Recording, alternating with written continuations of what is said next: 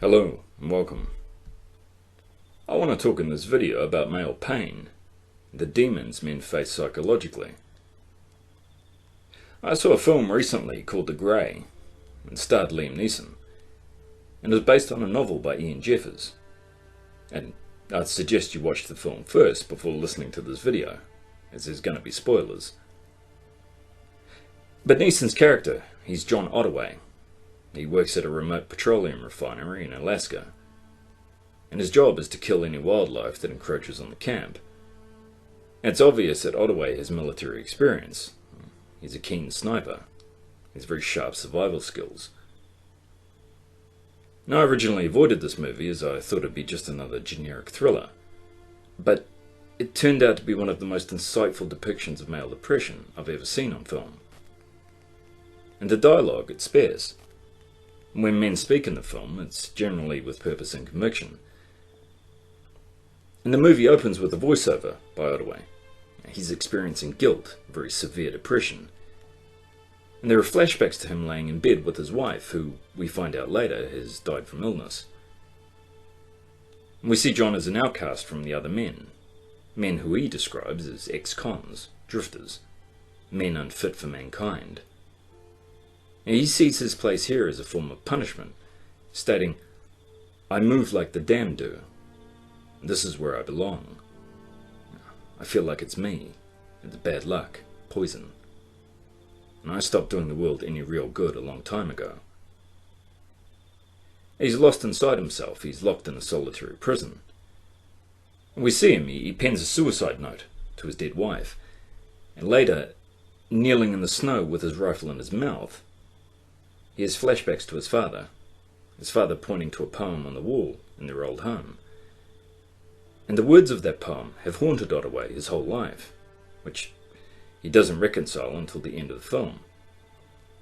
And he's confused. He's saying, "I don't know why I've done half the things I've done." So he has regret for actions in the past, and this is his self-imposed penance. And Ottaway, he stops short of killing himself. He then boards a plane back home with the other men, and the plane crashes in the wilderness. And the film then becomes a journey of their survival, battling the harsh elements, and a pack of wolves who pursue them relentlessly. In the film itself, it can be seen as a metaphor for male grief and depression. And there's theories that these men, that they're in fact dead, that they're perhaps in purgatory, that they need to first pay penance for their sins, or that the elements in the wolves are actually the elements of pain, grief and regret that Ottaway is afflicted with. And there's a weight that Neeson carries on him in this role, not least due to the fact that his wife had died shortly before making this film. I think it was only a few months. And this is without doubt his most realistic and pained performance. He's reconciling his pain, and it showed. And also with men, older men, you see it. You see they carry a weight on them. It's hard to describe, but it's a gravitas. It's a man who's fully transitioned. And not into some stereotypical definition of manhood, but it's just that there's a depth there, a strength of character, and it commands respect.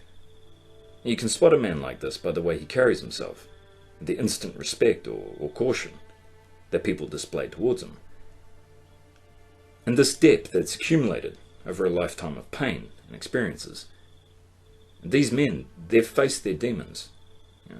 There's a story there. And what you see in this film is how depression for men, it's a solitary battle. And no one will reach out to a man in this state. And that man will push away everyone, just as Ottaway does.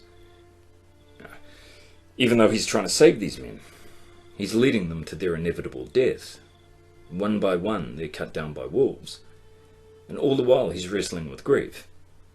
And this is a weight of grief that we never discuss.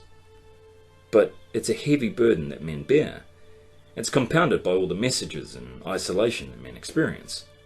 So, leaving this world, it can seem a preferable option for a man. And Ottaway, he felt this woman, his wife, had validated his existence, and nothing before her mattered. Her validation made him feel he was worthy of life. And now without her, he feels worthless.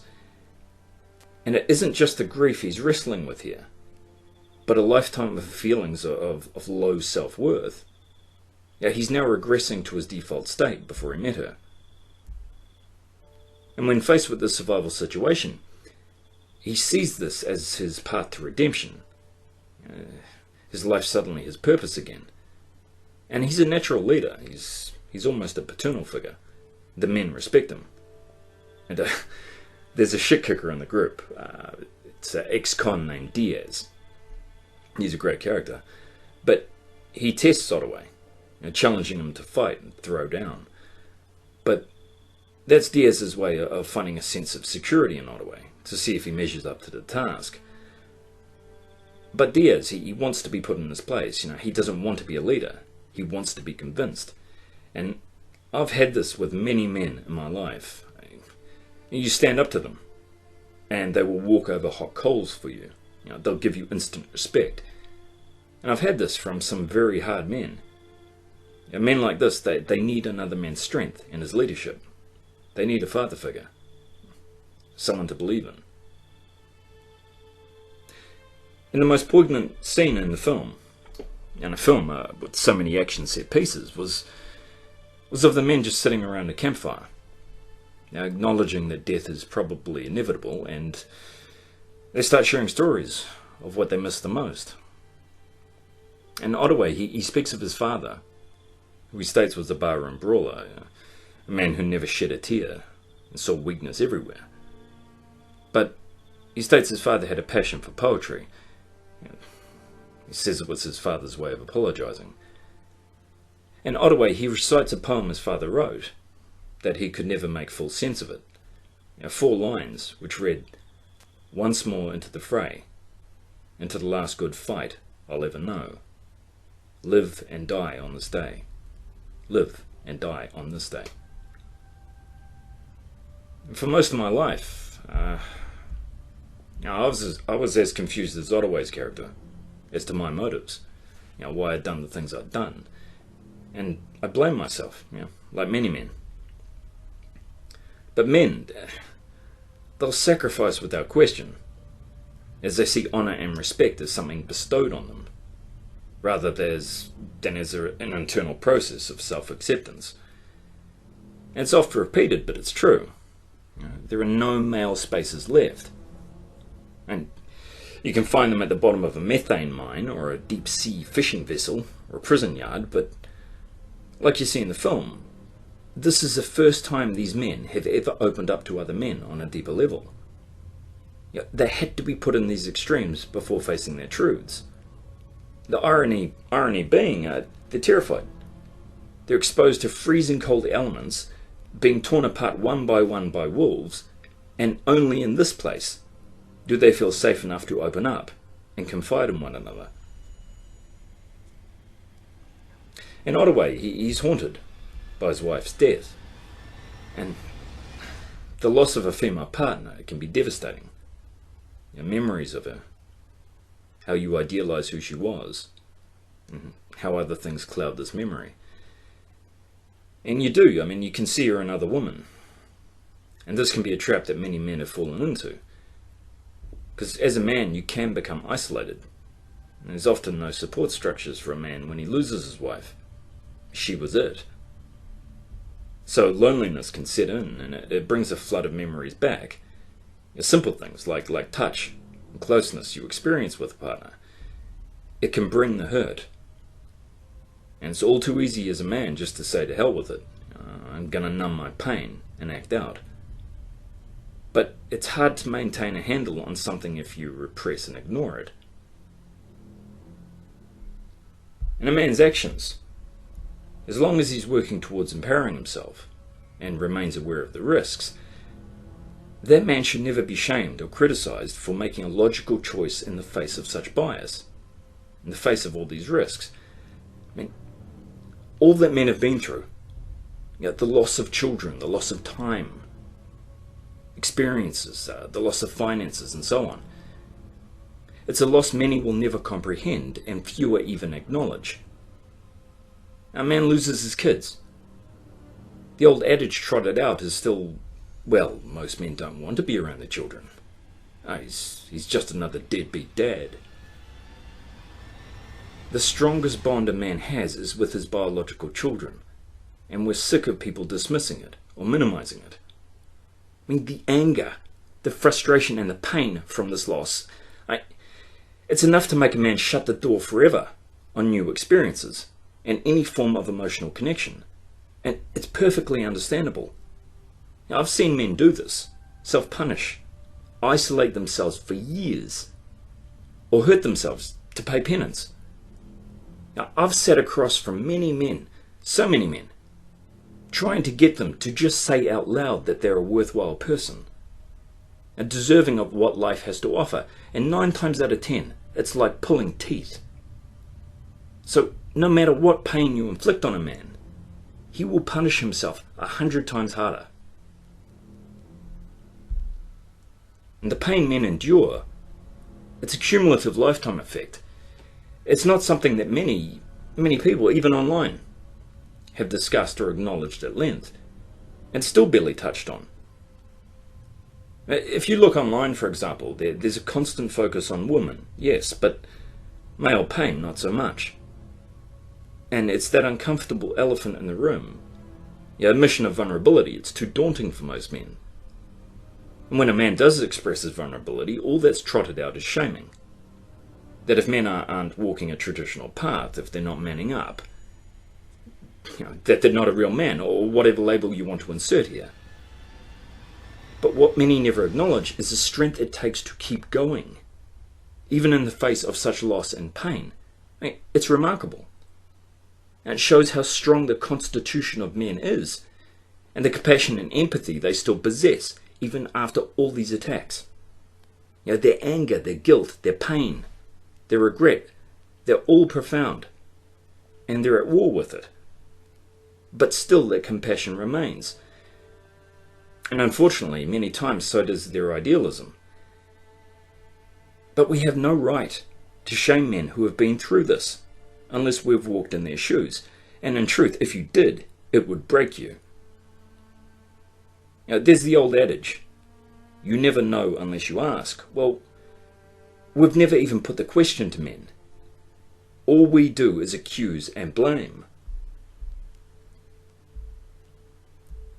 I've never lost a child, but I've seen what effect this grief has on men. And yeah, I've lost people close to me. And you lose someone who you shared such deep experiences with. It can come to the point of having a shared identity. And this is especially true for many men. And when you lose that, you get caught in a cycle of just endless bereavement. There's no joy in life. And for many, everything becomes a blur. The memories of the past, without that person, they're lost. And all there is just memories of shared experiences with that person, and especially events leading up to their death. And there's been studies relating to the selective impairment of memory. And from first-hand experiences, it seems to be the case with many men. And what men experience when they lose a partner is a profound loss of identity. And you look at the wolves in the film The Grey, and you look at what they represent. And to me, they represent grief, identity, shame, guilt, personal truth, all of which have been kept at bay during the time that Ottaway was with his wife. These wolves, they're his own personal demons that he's never faced. And the wolves, they were always circling, but they couldn't attack because Ottaway had found a validation and purpose through his wife. And he was afforded a reprieve from these emotions and this pain when he was with her. But without her, those feelings of worthlessness, that lack of identity outside a traditional male gender construct, that grief for the partner he lost, and the grief for all he lost in terms of experiences in life, due to walking the path of traditional manhood, all of that leads to a point where Ottaway has to literally face the incarnation of death. And in the final moments of the film, when he faces the alpha of the pack, He's facing himself. He's confronting his grief and his pain. And we all have flashbacks to memories, things that haunt us, things we feel shame or guilt for, or things we feel joy and happiness for. And these painful memories, they're a chance to acknowledge that pain, to express emotion and forgive yourself. And men who are questioning their roles in society, who are charting their own course and walking away from traditional expectations and gender stereotypes, those men are constantly attacked. They're called every name in the book just to get them to conform. And in the process, their anger is invalidated. But with realization comes the knowledge that we as men, we've been lied to, we've been marginalized, and we're facing undue risks and discrimination. And with this knowledge comes the need to find resolution. Because harboring resentment, it robs a person of life experiences. But there comes a point when a man has to forgive, for the sake of his own health, and not to appease anyone, but for him. And in order for that to happen, we need to experience anger and all the associated emotions. And this isn't about victimhood. I mean, we've all been hurt. Trauma is a part of life. Me, I wear my scars proudly. Proudly, they're visible to the world. I own that. And I've experienced tremendous personal hurt in my life. And I've hurt many in turn. But my story isn't unique. This is the male path. And the claim that men who are going their own way have been hurt by their mothers, or that they've been rejected by little Tina down the lane. I mean, this is peripheral shit. This goes far deeper than that. I mean, you think of victim-offender mediations. You know, the offender asking for forgiveness from those they wronged. But there can't be forgiveness without expression of those emotions. You have to feel that pain and that rage in the marrow of your bones before you can forgive. Yeah, the offender experiences discomfort in this stage, obviously. And they want forgiveness to alleviate their own discomfort. And they may also feel further remorse for the person they've wronged. And they may feel in this moment that they're hurting that person even more. But if you give space for those emotions to be expressed and acknowledge them as valid, resolution is a much smoother, much faster process. But for the vast majority of men, this plea for forgiveness, it will never come. And most either refuse to accept or are just ignorant of the hurt that's been inflicted on men. And here, a man has to let go. And he doesn't have to excuse the offence, but it's about moving on, realizing our own value, and just leaving them to it. Now, forgiveness should never be for the one who wronged you. It's for you. It's taking your power back. I see fathers today. Fathers who have been stripped of parental rights by the courts. Many have been stripped of the will to live. But their life is meaningful. Their contribution means a great deal to many people, but it's never recognized. It's only expected. And if you've seen a father facing the loss of a child, you see a man shunted to one side, denied the right to grieve. The expectation men carry on their shoulders from boyhood to repress their emotion, to man up, to soldier on, to be the emotional crutch for their partner, supporting her through her experience of grief. These men are not supported. Their grief is not acknowledged. It's always a case of chin up, stay strong, and a pat on the back while he knuckles down back at the office or down the mine, like nothing happened. Everyone just keeps their distance, and they limit their interaction with him. Limit it to just an occasional pitiful look.